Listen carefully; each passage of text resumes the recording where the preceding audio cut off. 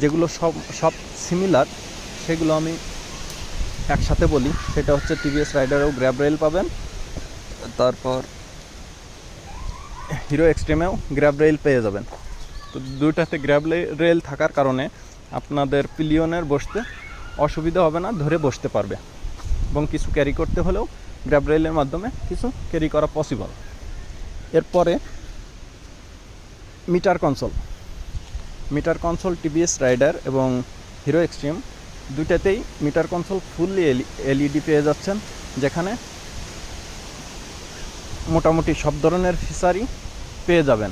Gear indicator পেয়ে যাচ্ছেন, সাথে যাবতীয় সব কিছুই মোটামুটি পেয়ে যাচ্ছেন যেগুলো প্রয়োজন। সেদিক থেকে দুইটাই সিমিলার, যার কারণে আমি এটা কোনো কম্পেয়ার করছি না, দুটাই একই, দুটাতেই পেয়ে